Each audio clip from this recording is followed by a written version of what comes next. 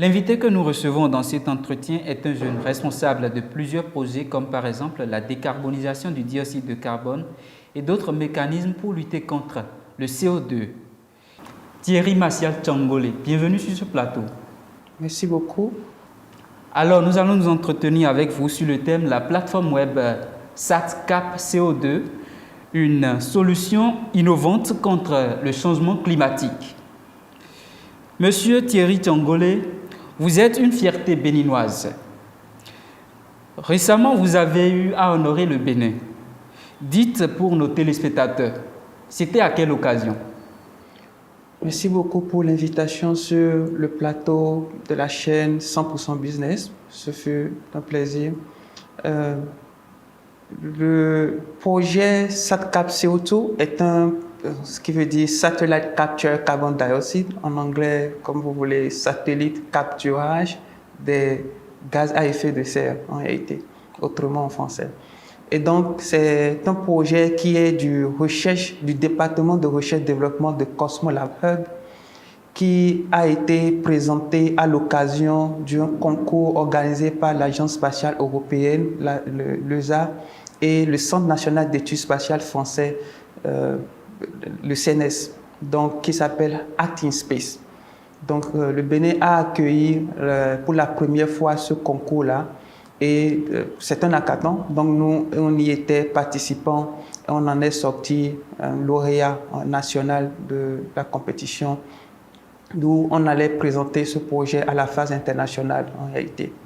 Voilà, c'était le contexte pour lequel on était, ce projet a été reconnu sur la scène internationale en tant que solution innovante à l'endroit des changements pour résoudre le problème des changements climatiques et développement durable. Vous soutenez que la SatCap CO2 est la première solution courageuse et audacieuse pour lutter contre les changements climatiques.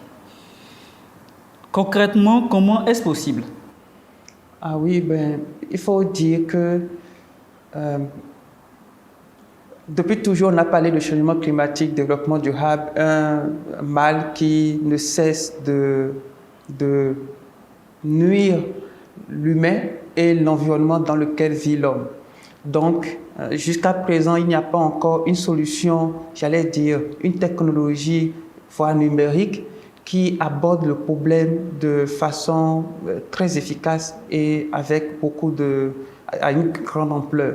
Donc, déjà, il faut dire que c'est un outil qui va aider les décideurs à passer de décisions aux actions inquisitrices et de leur permettre de pouvoir mieux se défendre et mieux dire leur part de position en ce qui concerne les compensations carbone lorsqu'ils se retrouvent à l'international. Donc, tant au niveau national et au niveau international en réalité. Donc, raison de dire que c'est une solution en toute modestie qui est la première à faire face aux problèmes ou aux défis de changement climatique avec audace. Alors, la valorisation du carbone et de l'oxygène atmosphérique s'effectue, dites-vous, grâce aux données d'observation de la Terre. Les données d'observation de la Terre, de quoi s'agit-il concrètement? Très bien. Avant de répondre à cette question, je dirais d'abord à nos téléspectateurs que le projet SatCap CO2 est un outil, ou sinon un système d'outils, donc d'ensemble d'outils, qui permettra de faire de la prévention et d'ajustement aux risques climatiques. En d'autres termes, c'est une plateforme web, parce que c'est un ensemble de systèmes, je disais tantôt, une plateforme web d'abord, qui permettra de savoir où, avec précision, se trouvent les gaz à effet de serre. Parce que les gaz à effet de serre sont, j'allais dire, les éléments principaux qui contribuent au réchauffement climatique. Et comme tout autre gaz, comme le butane ou le gaz de la cuisine par exemple, on ne voit pas ces gaz à l'œil nu. Et ce qu'il y a lieu de faire ici, c'est à partir d'un ensemble de systèmes numériques et technologiques, de pouvoir voir dans l'atmosphère où est-ce que ces gaz-là sont situés in situ sur tout le globe terrestre.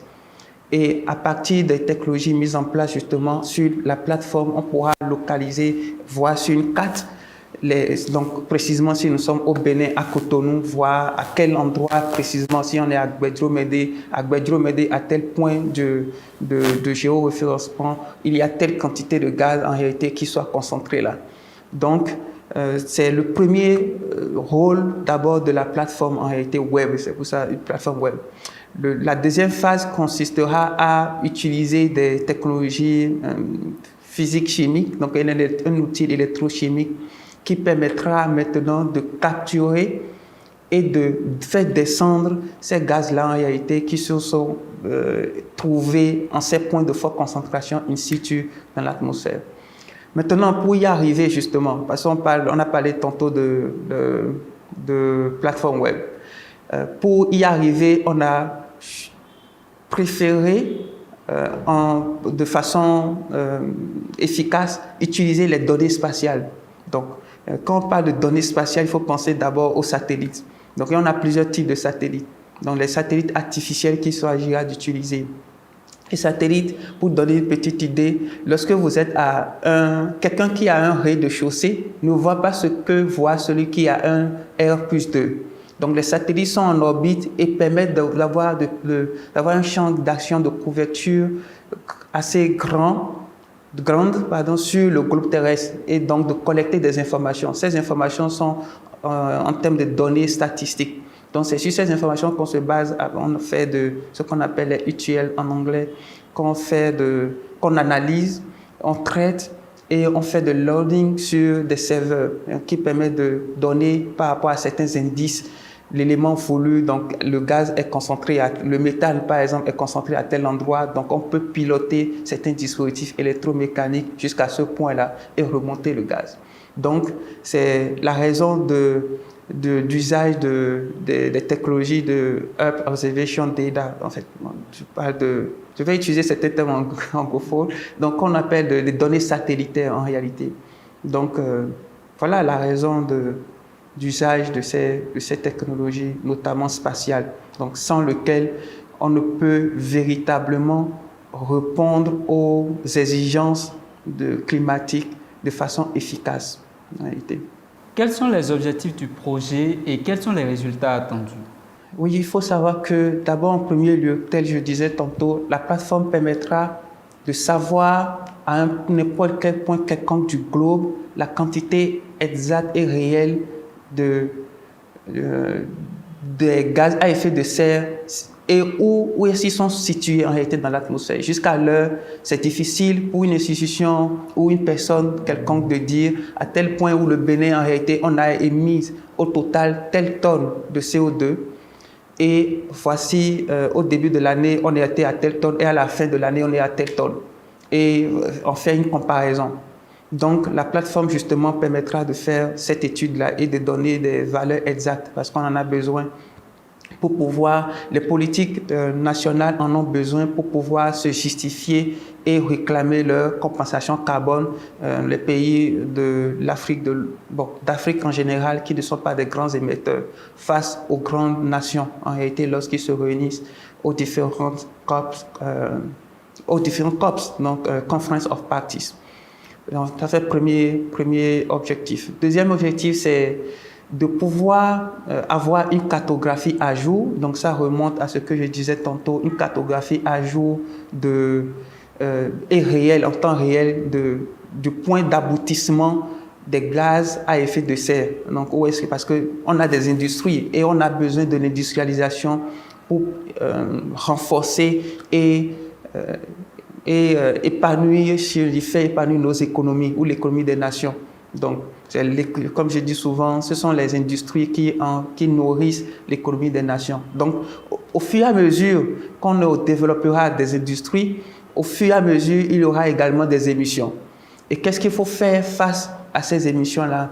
Et la question logique en réalité qu'on s'était posée avant d'y arriver, c'est que 510 millions de carrés de surface de la Terre est composé sur 510 millions de carrés de surface de la Terre, il y en a seulement 30% qui sont composées de terres arables et les 10% d'autres sont composées d'eau. Et si on doit utiliser comme des puits carbone des arbres, considérant que les arbres absorbent le carbone et planter des arbres, où est-ce qu'on devrait planter ces arbres? Est-ce que c'est possible jusqu'à l'heure-ci de planter des arbres sur l'eau? Donc c'est partant de ces réflexions que cette solution, en réalité, SatCap CO2, donc, vient y répondre. Donc, voilà quelques enjeux en réalité qu'on peut noter de l'approche de cette solution. En réalité. Quels sont les différents types d'impacts que pourrait avoir un tel outil?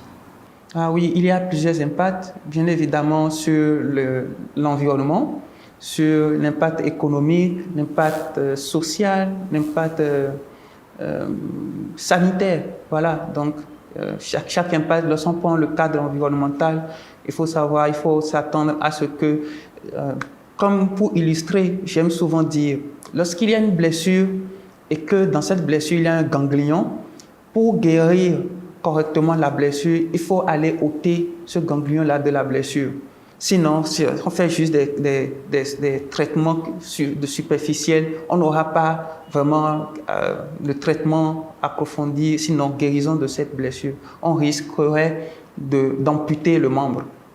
Donc, est-ce que c'est la même chose qu'on va faire en réalité au niveau du globe ici? Ce qu'il faudra ôter ici, ce sont les gaz à effet de serre, notamment le dioxyde de carbone, CO2, et le méthane, CH4, ou le nitrocide d'azote, NO2, qui sont dans l'atmosphère en réalité. Le carbone va être valorisé dans l'industrie de la pharmacie, dans l'industrie de la brasserie, parce que chaque fois où toutes les boissons pratiquement qu'on consomme contiennent du carbone. Ce serait utilisé également au niveau de la séquestration marine pour baisser le niveau des températures des eaux dans les océans et également la séquestration au niveau des forêts, parce que le carbone peut être utilisé comme fertilisant pour pouvoir renforcer favoriser le processus de séquestration au niveau des arbres, et la foresterie. Et pas mal de choses. Justement, le carbone s'utilise également au niveau de traitement des eaux potables, des eaux sales pour être réutilisées en eau potable. Donc, autant de choses en réalité donc on peut avoir en réalité juste l'aspect environnement. Donc, le carbone est valorisé, l'oxygène également est valorisé. Souvenez-vous, tantôt je disais que le processus ou la solution SatCap CO2 est en 2 étapes. Une première étape qui est celle de mettre en place une plateforme web qui permettra justement d'évaluer les points de forte concentration. Et derrière, après d'avoir fait ça, un dispositif mécanique qui permettra d'aller chercher ces gaz-là, notamment le carbone, parce que c'est le carbone qui est recherché. Donc qui seront valorisés, et l'oxygène justement. Lorsqu'on revient sur le plan sanitaire, là, il s'agira d'utiliser le carbone dans... il y a ce qu'on appelle le cycle carbone. En réalité, le carbone favorise le processus de photosynthèse. Donc, aussi, je parlais tantôt de l'oxygène épuré à travers le dispositif électrochimique qui jouera le rôle de capturage de ces gaz. À la fin, le résultat recherché, c'est qu'on aura de l'oxygène.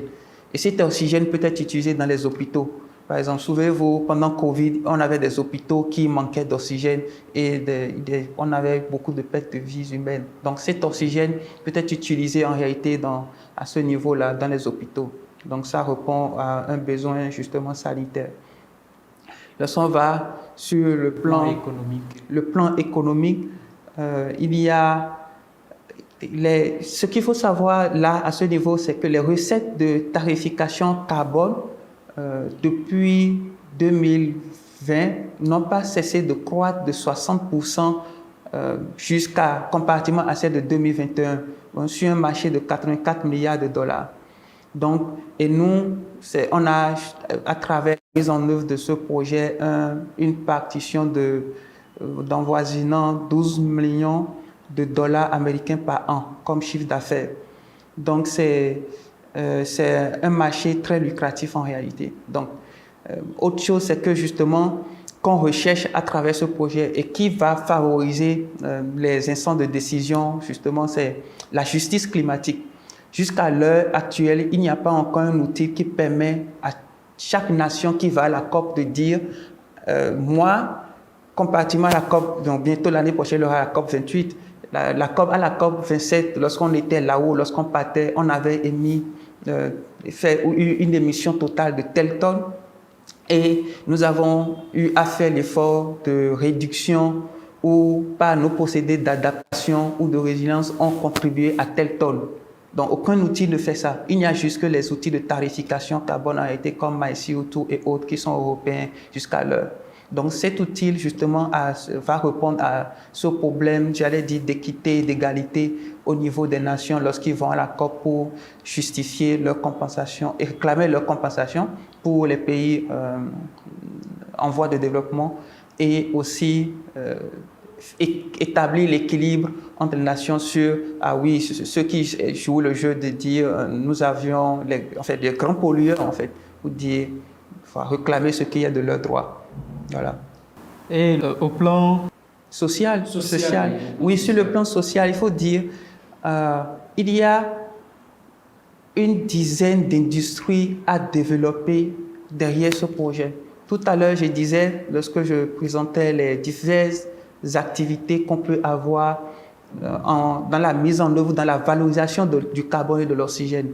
J'ai parlé de la brasserie, j'ai parlé de l'industrie de la pharmacie, j'ai parlé de l'industrie du parfum, par exemple, où le carbone peut être utilisé. J'ai parlé de l'industrie de, quoi d'autre encore, de la séquestration au niveau de la foresterie et autres. Et sans oublier que, d'abord, dans la mise en œuvre de la solution elle-même, et ça nécessite beaucoup d'autres compétences, des compétences techniques en réalité, donc, telles que les connaissances en numérique.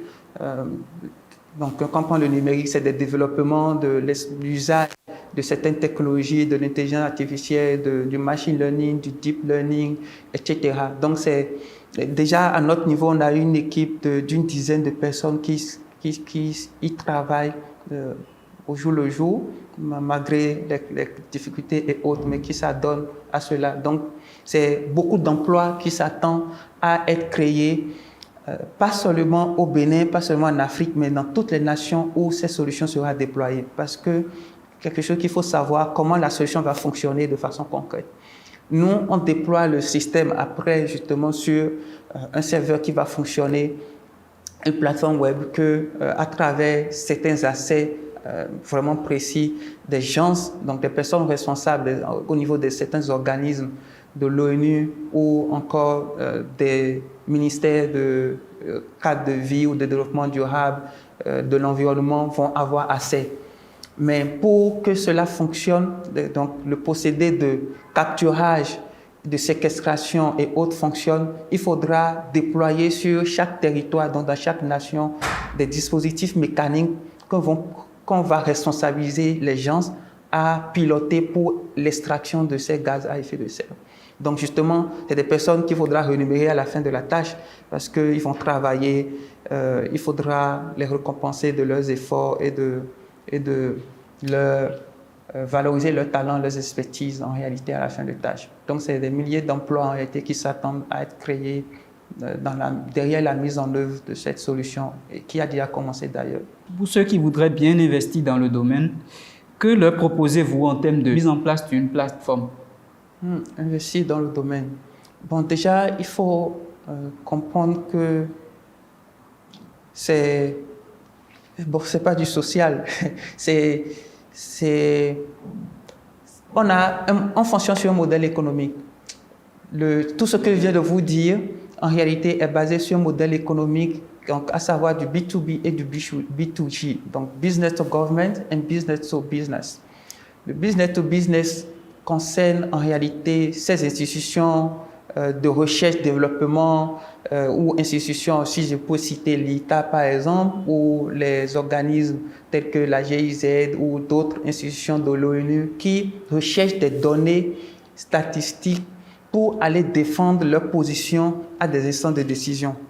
Donc, ces informations, donc, je disais tantôt, des données réelles sur le Bénin ou telle ville, par exemple, a émis, ou les industries qui se trouvent dans telle ville ont émis telle quantité de gaz à effet de serre, bon, de CO2, ou etc., ou ont pollué à telle quantité.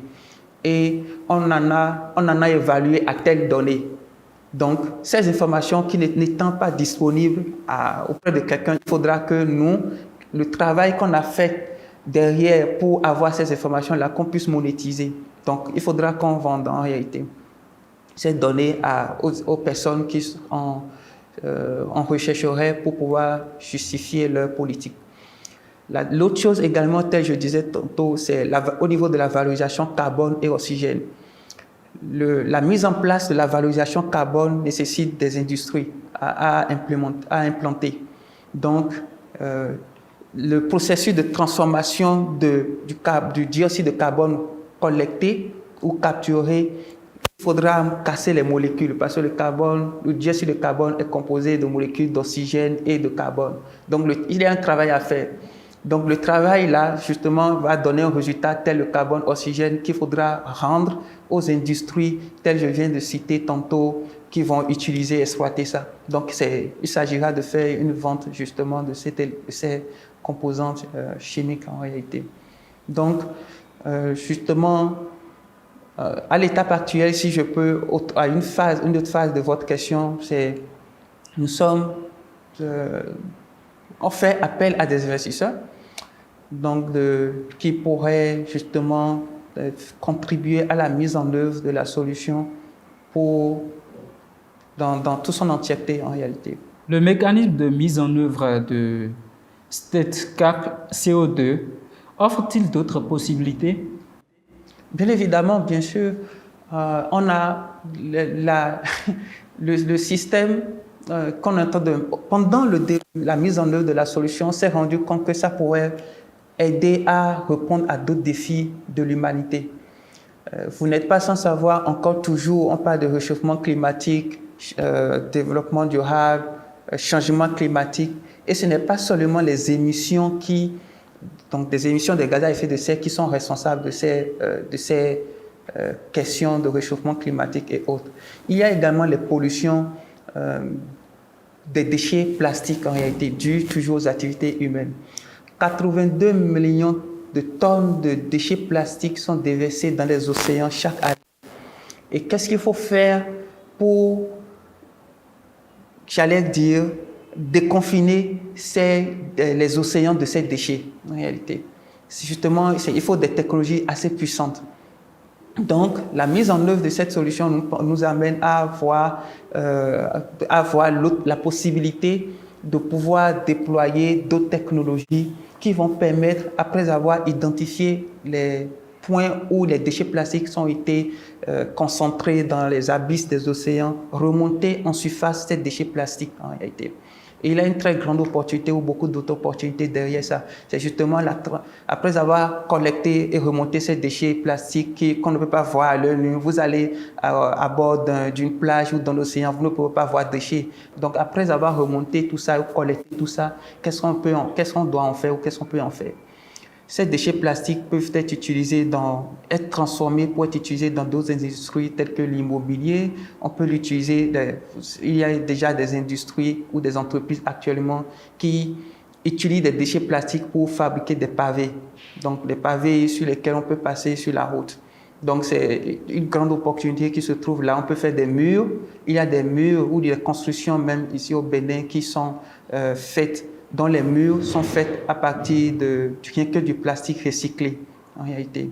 Donc ces plastiques recyclés peuvent être valorisés dans diverses industries de diverses manières également. Donc justement, à travers l'exploitation des données spatiales, des technologies spatiales pour répondre efficacement à ces défis en réalité qui se posent sur notre planète.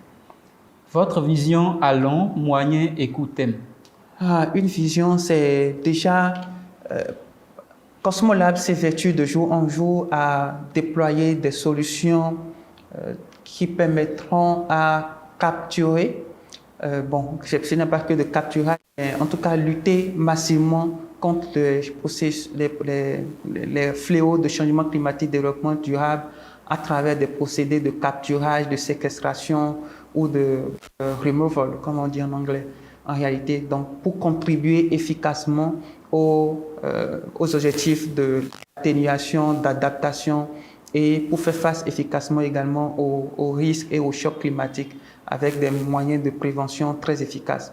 Une chose que je n'ai pas dit en réalité, par exemple, c'est qu'avec ce système ou ce dispositif, on peut savoir déjà avoir des systèmes d'alerte pour dire telle zone où nous sommes est à risque d'y vivre parce qu'il y a telle quantité ou telle concentration de gaz à effet de serre à telle hauteur ou à telle tonne, à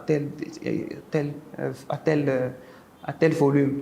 Donc justement, c'est des outils, l'ambition en réalité derrière, c'est de contribuer à l'atténuation des gaz à effet de serre, notamment le carbone, le dioxyde de carbone, pardon, à l'échéance 2030, avec une capturage de 10 milliards 500 millions de tonnes de CO2 en réalité. Donc c'est l'objectif d'abord d'ailleurs de développement des nations de l'ONU auquel on s'allie aussi pour y travailler. Fidèles amis téléspectateurs de Cadara TV, nous sommes à la fin de cet entretien avec M. Martial Thierry Tchangolé. Merci de nous avoir suivis et à très bientôt.